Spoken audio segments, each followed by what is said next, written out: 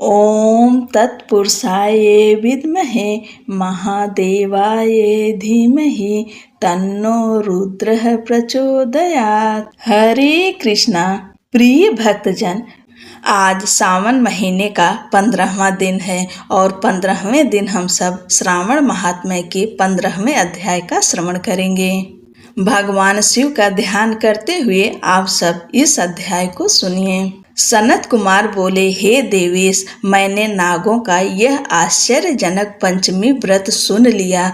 अब आप बताएं कि षष्ठी तिथि में कौन सा व्रत होता है और उसकी विधि क्या है। ईश्वर बोले, हे विपेंद्र, श्रावण मास के शुक्ल पक्ष में षष्ठी तिथि को महामृत्यु का नाश करने वाले सुपौदन नामक शुभ व्रत को करना चाहिए। शिवालय में अथवा घर में ही प्रयत्न पूर्वक शिव का पूजन करके सुपौदन का नैवेद्य उन्हें विधि पूर्वक अर्पण करना चाहिए।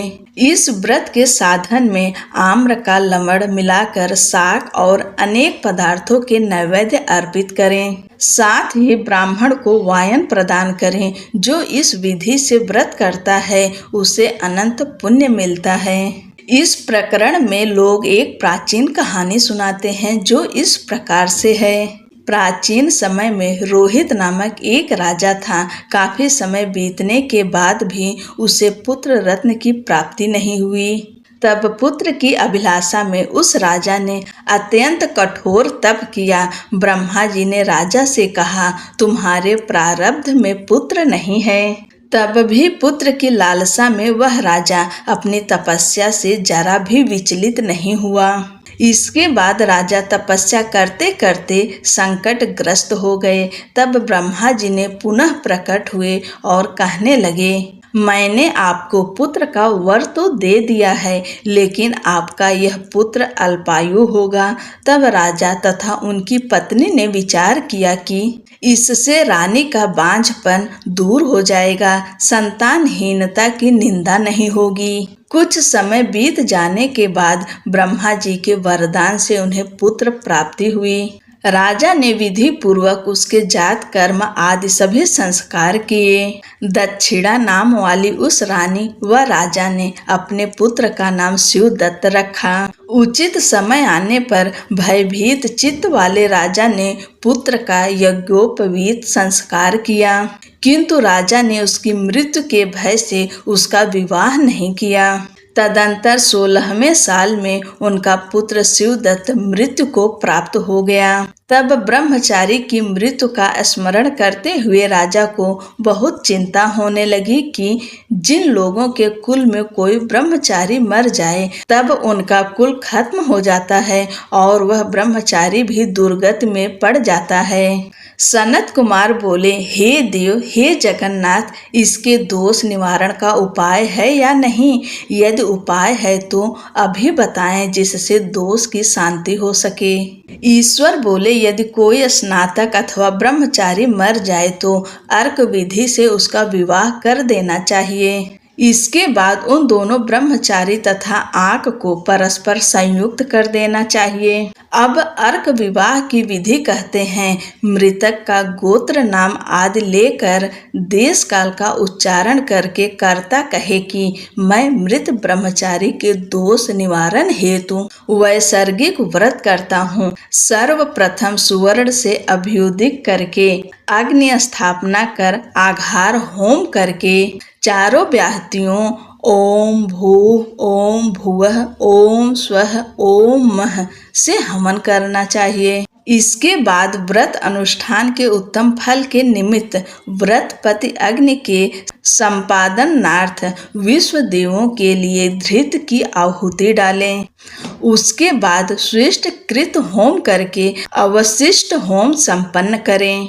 पुनः देश काल का उच्चारण करके इस प्रकार बोले, मैं अर्क विवाह करूंगा। उसके बाद स्वर्ण से अभ्युदिक कृत्य करके अर्क शाखा तथा मृतक की देह को तेल तथा हल्दी से लिप्त करके पीले सूत से वेष्टित करें और पीले रंग के 2 वस्त्रों से उन्हें ढक दें। इसके बाद अग्नि स्थापना करें और विवाह विधि में प्रयुक्त योजक नामक अग्नि में आघार होम करें व अग्नि के लिए आज्य होम करें। उसके बाद चारों बाहर्तियों से ओम भुवः ओम स्वः ओम मः बृहस्पति तथा कामदेव के लिए आहुति प्रदान करें। पुनः धृत से स्विष्ट कृत होम करके संपूर्ण हवन कर्म समाप्त करें। उसके बाद आग की डाली तथा मृतक के शव को विधि पूर्वक जला दें। मृतक अथवा म्रियमाण में निमित्त 6 वर्ष तक इस व्रत का अनुष्ठान करना चाहिए। इस अवसर पर 30 ब्रह्मचारियों को नवीन कौपीन वस्त्र प्रदान करना चाहिए और हस्त प्रमाण अथवा कान तक लंबाई वाले दंड तथा कृष्ण मृग चर्म भी प्रदान करने चाहिए। उन्हें चरण पादुका, छत्र माला, गोपी चंदन, प्रवाल मणि की माला तथा अनेक आभूषण समर्पित करने चाहिए। इस विधान से व्रत करने पर कोई भी विघ्न नहीं होता है। ईश्वर बोले, ब्राह्मणों से यह सुनकर राजा ने मन में विचार किया कि यह अर्क विवाह तो मुझे गौड़ प्रतीत होता है, मुख्य नहीं, क्योंकि कोई भी व्यक्ति मरे हुए को अपनी कन्या नहीं देता है। मैं राजा हूँ, अतः मैं उस व्यक्ति को अनेक रत्न तथा धन दूंगा जो कोई भी इसकी वधू के रूप में अपनी कन्या प्रदान करेगा। उस नगर में एक ब्राह्मण था। उस समय वह किसी दूसरे नगर में गया हुआ था। उसकी एक सुंदर पुत्री थी जिसकी माता की मृत्यु पहले ही हो चुकी थी। ब्राह्मण की दूसरी पत्नी भी थी जो ब्राह्मण की पुत्री के प्रति बुरे विचार रखती थी तथा दुष्ट मन वाली थी।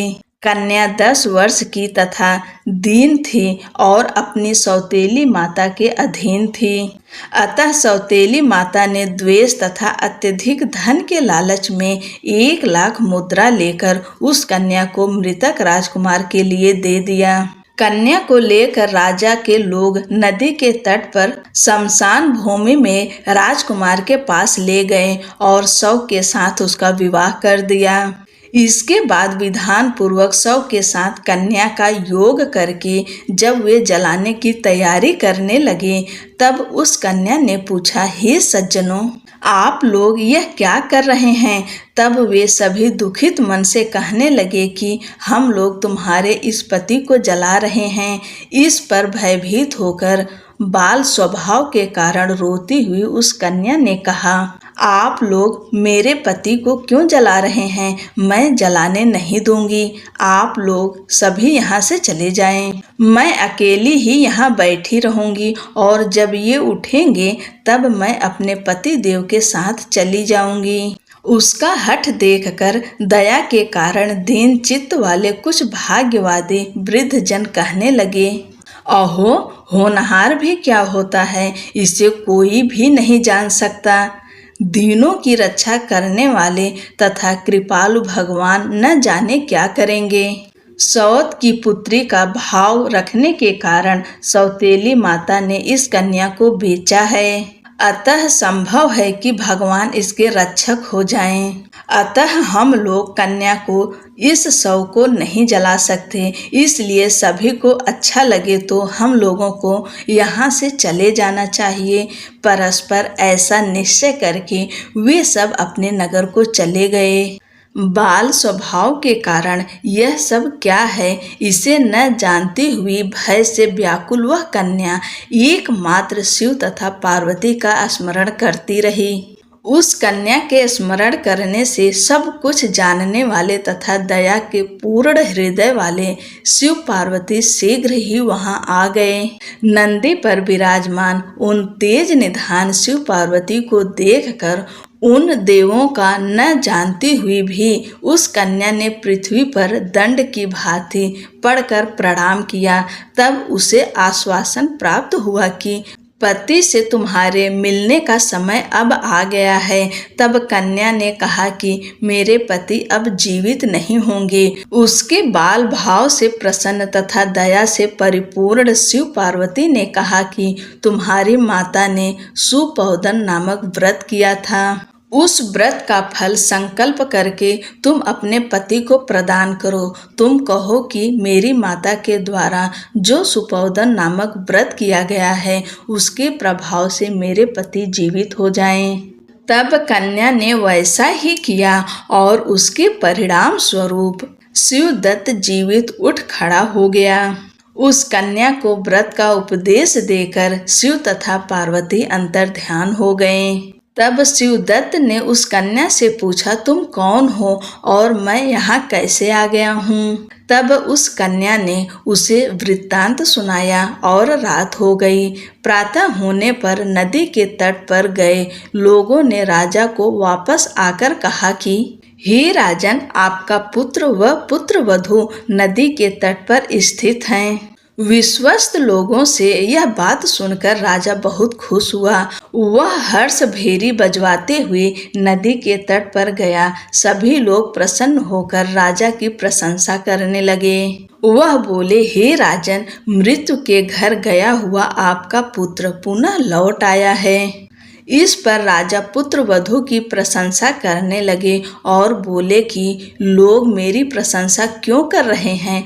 प्रशंसा के योग्य तो यह वधू है। मैं तो भाग्यहीन तथा अधम हूँ। धन्य और सौभाग्यशालिनी तो यह पुत्र वधू है, क्योंकि इसी के पुण्य प्रभाव से मेरा पुत्र जीवित हुआ है। इस प्रकार अपनी पुत्र वधू की प्रशंसा करके राजा ने दान तथा सम्मान के साथ श्रेष्ठ ब्राह्मणों का पूजन किया और ग्राम से बाहर ले जाए गए मृत व्यक्ति के पुनः ग्राम में प्रवेश कराने से संबंधित शांति की विधि को ब्राह्मणों के निर्देश पर विधि पूर्वक संपन्न किया।